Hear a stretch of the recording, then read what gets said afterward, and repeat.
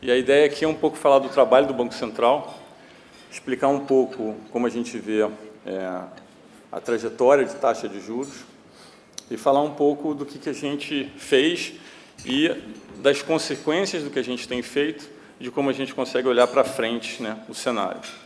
Então, acho que primeiro lembrar um pouco o que foi feito na pandemia. Aqui a gente tem, desculpa pelo gráfico cheio de dados, mas é só para dar uma ideia de que o Banco Central enxergou a pandemia muito rápido, fez a maior medida de liquidez do mundo, em termos de dar liquidez ao sistema financeiro, entendendo que haveria restrição naquele momento. Fez também uma medida de liberar capital para os bancos. No ano da pandemia, o crédito no Brasil cresceu 23,6%, foi um dos maiores crescimentos de crédito do mundo no ano da pandemia. Aqui estão todas as 19 medidas que nós fizemos, obviamente não vou comentar todas, mas tinha um potencial de alcançar mais de 2 trilhões. Queria agradecer ao Adolfo, que está aqui em algum lugar, que ajudou aqui a confeccionar as medidas.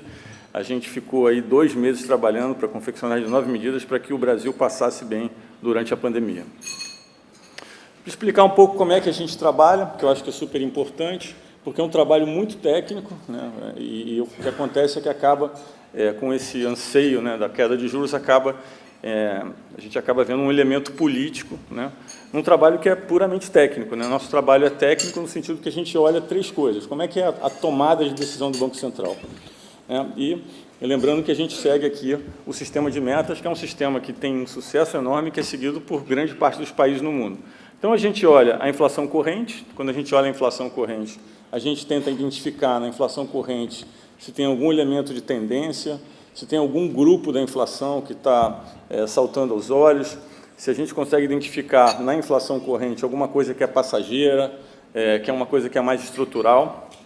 A gente olha também o hiato do produto, que é basicamente qual é a capacidade da economia, no presente momento, de crescer sem gerar inflação. Então, a gente olha a inflação corrente e olha a capacidade da economia de crescer sem gerar inflação. Isso é feito através de vários modelos, né? Tem uma equipe muito grande do Banco Central que fica fazendo modelagem, são 2 dias de reunião, tem um dia inteiro que é só de revisão de modelos. Então, a gente fica qualificando qual é a capacidade, né, que a economia tem de crescer sem gerar inflação. E depois, como tudo que a gente faz demora mais ou menos de 6 a 12 meses para ter feito, a inflação de hoje eu já não tenho mais instrumento para remediar. A inflação de 2 meses daqui para frente eu também já não tenho mais instrumento. Então, eu tenho que olhar para frente. O nosso instrumento, como leva de 6 a 12 meses para fazer efeito, eu tenho que olhar a expectativa à frente. Então, a gente olha as expectativas de inflação e a gente olha a expectativa de inflação de várias formas. A gente olha a expectativa de analista, a gente olha as inflações implícitas no mercado, a gente olha, às vezes, índices de consumidor. Então, assim, é uma amostragem ampla. Quando a gente olha nosso sistema de meta de inflação, a gente vê aí as bandas que a gente adotou e desde o começo da implementação do sistema de metas. Eu escuto muito as pessoas dizendo, não, mas o Banco Central do Brasil nunca respeita a meta. Na verdade, a gente passou da banda de cima da meta 7 vezes, que curiosamente é o mesmo número de vezes que o Chile passou, que o Peru passou, acho que a Colômbia foram 8 vezes. Então, está mais ou menos na média dos países que adotaram a meta de inflação, o sistema de metas, mais ou menos nesse período. A gente vê que a meta é cadente, a gente tem uma meta que vai até 3%, né? E que a gente tem aí seguido as bandas, e que grande parte do tempo tem ficado dentro das bandas. Tem também um debate sobre metas, que é super importante no Brasil, e aqui a gente mostra mais ou menos a trajetória das metas comparando com alguns outros países. Então, a gente vê que em 2021 e 2022 a gente veio com uma meta cadente. Olhando os anos 23 e 24, o Brasil, na verdade, se encaixa, né, com uma meta de 3% nesse grupo de países que tem meta de 3%, tem um outro grupo grande que tem meta de 2%, tem alguns países que têm meta diferenciada. Aqui, notadamente, a gente tem a África do Sul, que tem uma meta de inflação mais alta, e a Índia, que tem uma meta mais alta e uma banda mais alta, porque lá o componente de alimentos na cesta é muito grande, e alimentos é muito volátil, então eles adotaram dessa forma. E aí a gente olha uma parte do que a gente usa na nossa instrumental, que é a expectativa de inflação, e aqui tem uma coisa interessante que aconteceu. De novembro para cá, as expectativas de novembro do ano passado para cá, as expectativas de inflação começaram a se deteriorar, né? Tanto 2025 como 2026. Aqui tem um debate de o que é incerteza fiscal e tem um debate do que é o debate sobre a meta de inflação, né? Uma vez que o executivo fala da meta, o mercado entende que a meta pode subir, então ajusta um pouco também. A gente olha também a parte de mercado, a gente vê até curiosamente que as inflações de mercado vinham caindo e mais recentemente, mais ou menos nos últimos dias, aí, ela deu uma volta com o anúncio do texto do arcabouço, mas ela está num nível assim, ainda bem abaixo do pico que a gente teve ali, vamos dizer assim, no momento de maior incerteza. E aí a pergunta mas será que vale a gente seguir o sistema de meta? Será que esse sistema de meta é eficiente? Será que a gente está fazendo a melhor coisa? E a gente olha exemplos de países que tinham um sistema de meta e que abandonaram o sistema de meta. Acho que a Argentina, notadamente, é um país que primeiro aumentou a meta, depois aumentou a meta achando que isso ia dar flexibilidade, e então resolveu cair os juros. A gente vê aí no cronograma exatamente o que aconteceu, e a gente tem a comparação da inflação brasileira com a Argentina, que vinha mais ou menos parecida, e a inflação argentina, então, disparou, nos últimos anos, um abandono total do sistema de meta, um abandono total da autonomia do Banco Central e um preço muito caro que os argentinos estão pagando hoje. A Turquia é um caso mais ou menos parecido, onde a gente vinha com um sistema de meta, que até é um sistema de meta que funcionava relativamente bem, e aí, ao longo do tempo, foi testada uma nova teoria de que você poderia se endividar um pouco mais, localmente, em moeda local. O que aconteceu realmente na Turquia foi que, eventualmente, foi se abandonando o sistema de meta, a inflação foi subindo, e, no caso da Turquia, onde sentiu mais foi na moeda, a moeda desvalorizou mais de 100%. A inflação hoje lá está em torno de 70%, e tem um juro real negativo. Então, para aqueles que acham que o juro real negativo é sinal de um país saudável de crédito abundante, basta olhar para a Turquia, que tem um juro real negativo, não tem crédito abundante, não é saudável, e foi um dos maiores aumentos no índice de pobreza dos últimos tempos.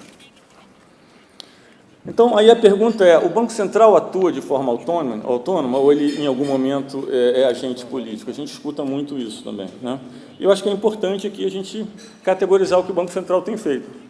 E esse gráfico da direita mostra, basicamente, que o Banco Central fez a maior alta de juros no ano de eleição na história do Brasil e do mundo. Eu tinha primeiro olhado só o mundo emergente, depois olhei todos os países. Nunca houve uma história de juros no ano de eleição. Inclusive, se a gente olhar 15 meses da eleição, que é quando começa já a fazer efeito os juros, nunca teve nada parecido. Então, mostra que o Banco Central atua de forma bastante independente durante o processo de eleição. E isso tem várias vantagens, porque na política monetária, quando você atua antes, o custo é menor. E aí a gente fez a pergunta, mas e se a gente não tivesse feito isso? E se o Banco Central não tivesse subido os juros no período de eleição? Então, tem alguns modelos para a gente ver o que é o contrafactual. Essa metodologia está aberta para quem quiser verificar.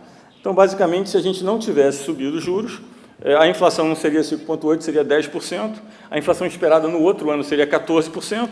E se isso tivesse acontecido, basicamente, a gente teria que estar com juros de 18,75 hoje, para ter o mesmo objetivo, e a gente teria, muito provavelmente, que subir os juros para o ano que vem, colocando o país numa recessão, alguma coisa entre 3% e 4%, que foi um pouco o que aconteceu na última vez que o Brasil tentou cair os juros sem ter condições de credibilidade.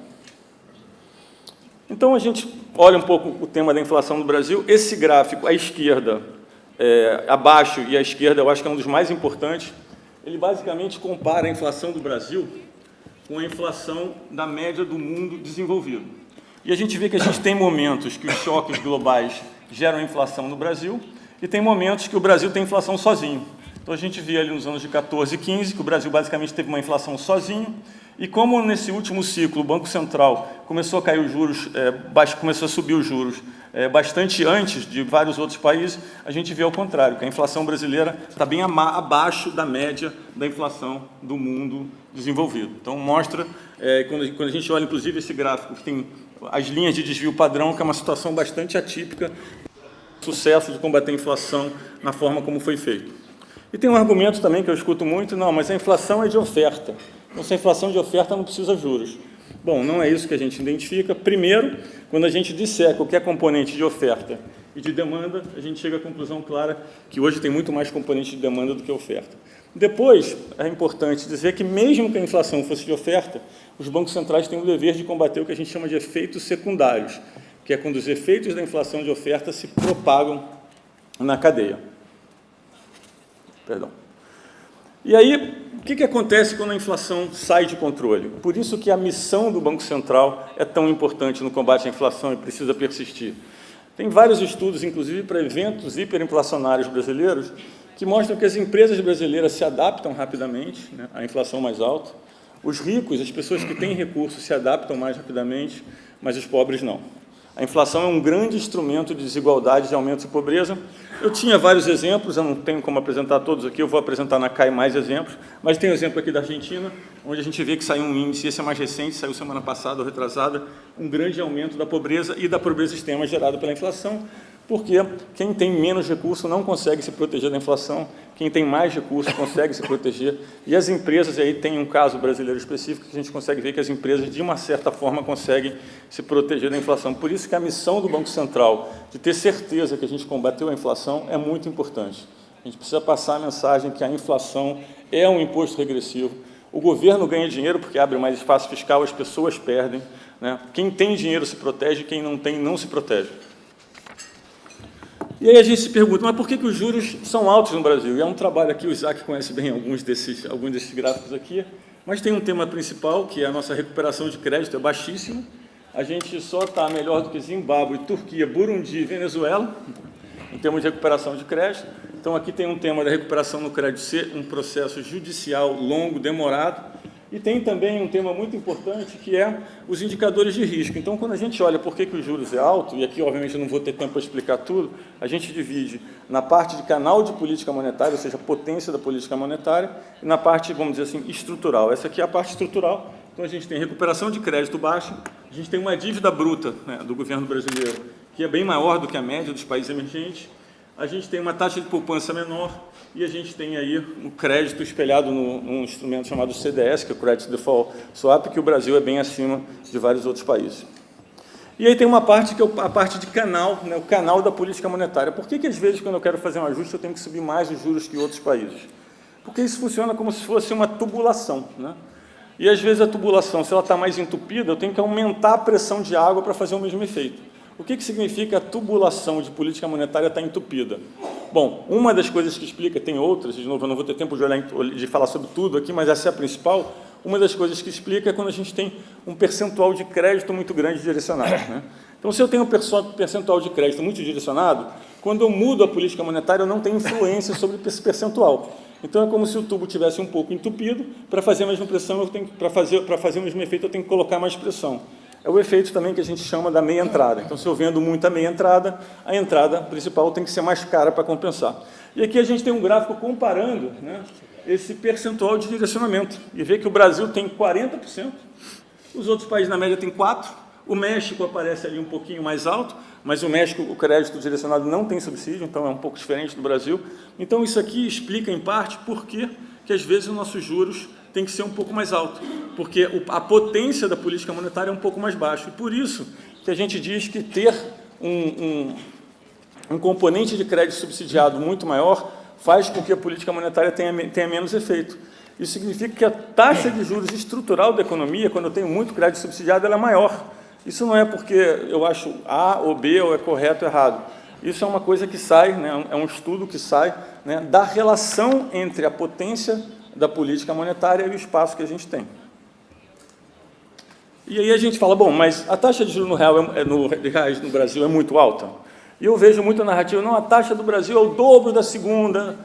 Não existe isso, né? Obviamente, se você medir uma coisa que aponta contra a média, um país que já subiu os juros enquanto os outros estão subindo vai ser distorcido. Então, o que a gente faz? A gente primeiro precisa medir contra a inflação cheia, dado que a nossa inflação, contra o núcleo da inflação, dado que a nossa inflação cheia tem a contaminação da desoneração que a gente teve de preços de telecomunicação, de gasolina, de energia elétrica. Então, isso afetou um pouco a inflação cheia. Então, quando a gente olha os núcleos, a gente vê que a taxa de juros real do Brasil ela é alta, é mais alta, mas não está muito distante dos outros, né? Outra coisa que a gente diz, não, mas a taxa de juros real sempre no Brasil agora é um absurdo, está mais alto do que sempre foi na história. Também não é verdade. Quando a gente olha o gráfico aqui, a gente olha o período de 2014 a 2019, a taxa de juros do Brasil era mais alta, real? Era bem mais alta em relação à média do que ela é hoje. Então, a gente viveu com um tempo de taxa de juros real bem mais alta. Aliás, vamos olhar essa linha azul grossa aqui e a de baixo, para a gente ver que a gente teve um tempo onde a gente tinha taxa de juros real alta e os outros países não tinham. E agora a taxa de juros real do Brasil está alta, mas os outros países também estão. É bem diferente do passado, o que mostra que ter feito o ajuste monetário rápido teve uma influência muito grande nisso, como eu mostrei naquele exercício contrafactual anteriormente. Então, de novo, aqui a mensagem é: a nossa taxa de juros real estrutural é alta? É. A gente precisa trabalhar para combater isso? Precisa. A taxa de juros real hoje é uma anomalia em relação ao que era no passado? Não, ela é mais baixa que a média. Por quê? Porque nós fizemos um trabalho rápido e foi feito de forma eficiente. Perdão. Uma outra coisa que eu sempre escuto: não, a gente precisa cair os juros porque a gente precisa estimular o crédito. Bom, o juros só funciona no crédito se ele tiver credibilidade, porque os juros atuam numa coisa que a gente chama de condições financeiras, que são as condições gerais de liquidez da economia. Então, a gente teve momentos no passado, tem um aqui muito fácil de ilustrar, onde nós caímos os juros, né, viemos de um movimento de queda de juros, mas, aqui a gente olhar 2011, 2012, a gente veio caindo os juros. Se a gente pegar que os juros levam mais ou menos 12 meses para fazer efeito, ao invés de subir o crédito, ele caiu. Então, a gente caiu os juros e o crédito caiu, porque não existia credibilidade naquele momento para fazer aquele movimento. Lembrando que os juros que o Banco Central decide é os juros de um dia. Todo o resto dos juros, quem decide são as pessoas e as empresas que emprestam para o governo. E elas fazem o preço de acordo com o risco que elas entendem que o governo tem. Então, é importante mencionar aqui que a gente teve um caso específico na história, onde a gente caiu os juros, o crédito não só subiu, ele começou a cair, depois teve que reajustar os juros e o crédito foi negativo nominal pela primeira vez na história do país. Então, mostra que se a gente faz um ajuste de juros sem ter as condições, o resultado é muito desastroso no crédito. Perdão. E aí uma pergunta é: mas o que a gente faz ao longo do tempo para melhorar o crédito em termos de spread? Isso é um trabalho que o Banco Central tem feito, junto com a Febraban, junto com os bancos, e tem dado efeito. Se a gente pegar o que melhorou a profundidade no mercado de capitais, o que melhorou os produtos estruturados no Brasil, a gente tem um gráfico que mostra aqui bem claro. Para o mesmo nível de Selic, as bolinhas são o mesmo nível de Selic. A gente tem uma taxa de juros média, hoje, de 58 contra 71. Se a gente olhar aqui no gráfico, na tabelinha da direita, eu fiz todos os produtos, a mudança que teve, de dezembro de 2016 para fevereiro de 2023, exatamente quando a Selic estava na mesma taxa. Então, eu peguei uma taxa de Selic lá atrás, uma taxa de Selic agora, e disse: olha, as medidas que foram feitas baratearam o crédito. Poderia ter sido melhor? Claro que sim, mas teve um efeito bastante relevante aqui, em alguns casos caindo 12%, 15%, 16%. Né?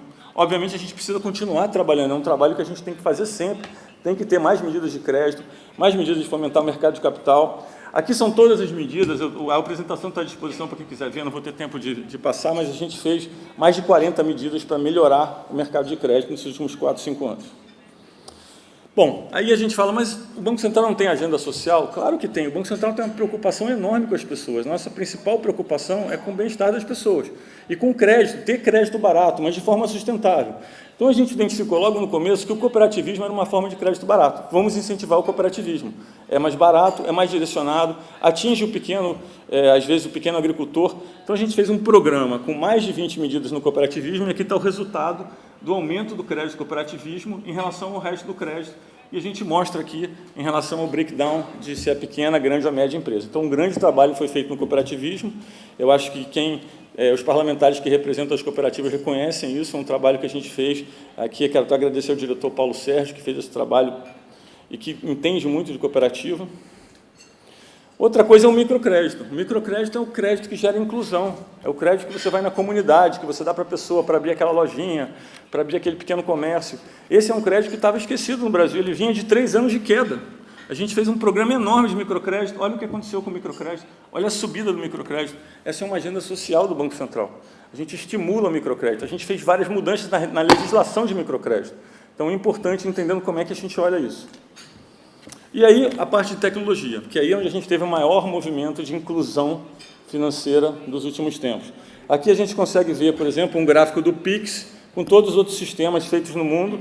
Então, a gente vê um gráfico de adoção do Pix, a gente vê que realmente foi uma coisa que nunca aconteceu na história. A gente vê o crescimento.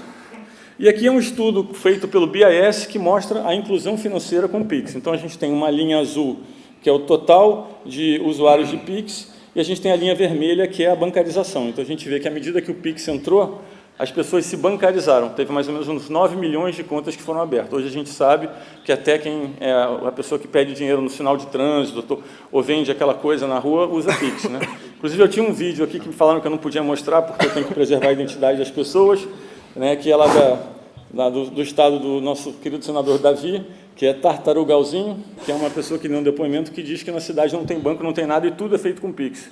E que antes eles tinham que mudar, ir para outra cidade para fazer negociação, e agora é tudo feito com Pix. Então, isso mostra a influência do Pix na vida das pessoas. E aqui no gráfico da direita mostra que quanto mais pagamento instantâneo você tem, mais você formaliza a mão de obra. Tem uma agenda de Open Finance importante também, não vou ter muito tempo para falar, mas é para gerar competição no sistema financeiro. A gente tem avançado bastante nela.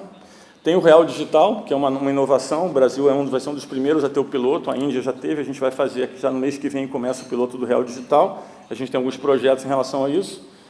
E isso aqui é como vai funcionar, como a gente entende que vai ser o sistema financeiro daqui a 1 ano e meio, 2. A gente vai ter um aplicativo onde você vai ver todos os seus bancos. Hoje você já consegue entrar no seu banco e ver informação de outros bancos. Já tem bancos que estão enviando mensagem para os clientes quando eles têm cheque especial para mudar para outro produto. Isso significa competição online, com comparabilidade e portabilidade instantânea. Então, essa é uma agenda muito importante. Então, eu queria aqui só fazer um resumo de tudo dos pontos mais importantes que a gente falou, para que fixe bem. Então, o Banco Central tomou várias medidas de enfrentamento, né, da Covid, inclusive caiu os juros para 2%. Foi o primeiro Banco Central, um dos primeiros a subir juros, e foi o primeiro a ter uma inflação caindo, né, em relação ao pico de inflação. Identificou rápido que tinha um elemento de demanda. A decisão do Banco Central vem de um framework técnico, olhamos a inflação corrente e ato expectativa. O Brasil tem uma meta de inflação compatível com a de vários outros países emergentes. A inflação desancorada faz com que o custo de desinflação seja muito mais alto, muito mais duradouro. Países que abandonaram o sistema de meta entraram em um ciclo de inflação muito alto. O BC sempre atuou de forma autônoma e fez grande subida de juros em anos de eleição, como eu mostrei aqui também. Se o BC não tivesse feito isso, teríamos uma inflação hoje provavelmente muito descontrolada e um custo para a sociedade de trazer a inflação de volta muito maior. A inflação é o imposto mais regressivo que existe, transfere poder de compra, né, do governo, das pessoas para o governo, e é um causador de desigualdade. O Brasil sempre teve juros reais mais altos, mas agora são inferiores à média e precisamos trabalhar para que eles caiam mais. O Brasil tem diversas causas específicas que explicam isso. As reformas estruturais feitas nos mercados de crédito fizeram que o spread caísse muito nos últimos 4 anos, como eu mostrei aqui também. O BC teve a maior agenda inclusiva da história, né, com cooperativismo, microcrédito, educação, e nos últimos 5 anos promoveu a maior revolução financeira que a gente viu nesse país, através do PIX, que é só o começo, porque tem outras coisas que estão vindo na seguida. O Banco Central é um órgão técnico que toma decisões baseadas em critérios técnicos e transparentes. O timing técnico é diferente do timing político, e por isso que a autonomia é importante, para dar à sociedade a garantia de que a gente tem funcionários técnicos tomando decisões técnicas sem viés político. O custo de combater a inflação é alto e é sentido primordialmente no curto prazo, mas o custo de não combater a inflação é muito mais alto e perene. Espero, através de eventos como esse, poder explicar à sociedade o trabalho do Banco Central e a contínua preocupação que temos com o bem-estar dos brasileiros. Muito obrigado.